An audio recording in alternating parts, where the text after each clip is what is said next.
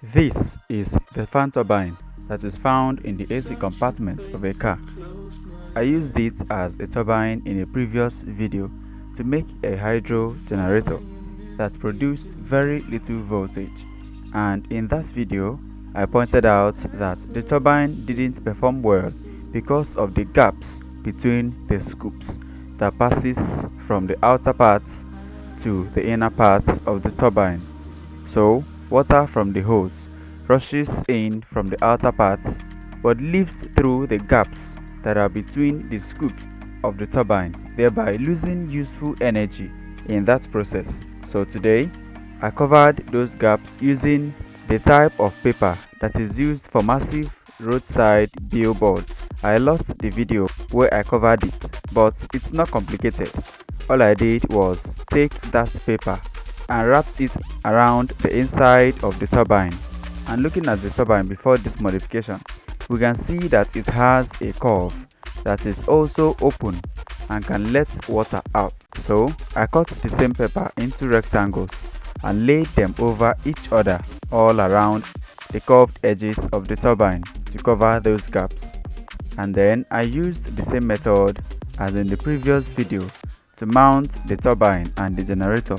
And also, as in the previous video, I'm using a generator that I put together using the rotor of a mixer motor and the magnets from the starter motor of a generator. Alright, now that we have known the specs of this hydro generator, I guess the next thing is to go and test it out. Sorry about the quality. I shot these parts of the video very early in the morning, around 6 a.m. But anyways, if you like videos and experiments like this, feel free to like and subscribe. Let's get the water running. Right off the bat, the turbine spins much better and faster than the previous one. The modification really puts it on a different level. Having established that this turbine is better than the last one, let's connect a light to it to know what we can get out of it. The last one could not power this particular light, but did power a much smaller one. So, let's see how bright this LED would glow. Connecting it, the LED didn't glow at first because it was connected wrongly. So after reconnecting it the right way, it started glowing faintly before becoming very bright. The early morning atmosphere helped to see the bright glow of the LED.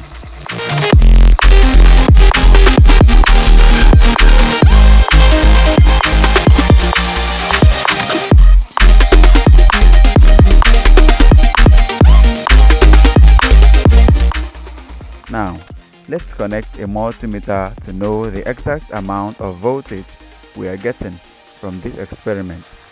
Turning it on, we can see it rise from 2 to 11 and 12 volts, and it kept climbing as I kept increasing the pressure from the hose by pinching the exit point of the hose.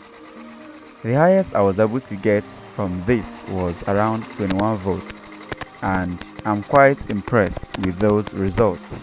The last high voltage I got was from a different video, which was 17 volts. In that video I used PVC to make a turbine, and that particular video where I got 17 volts was a modification to a previous video where I used PVC as well. I would recommend that you watch those lineup of videos to understand up to this point. Now, this one gave me obviously more than 17 volts. This experiment was very interesting as to how a small modification like this can make a huge difference. That's it for today. Thanks for watching, and don't forget to like and subscribe. Turn on your notifications to know when the next one drops. Until then, don't just build, bend the rules while doing so. Make some noise, make some mess, and then make some sense. I'm Emmanuel, and this is Nexel Lab.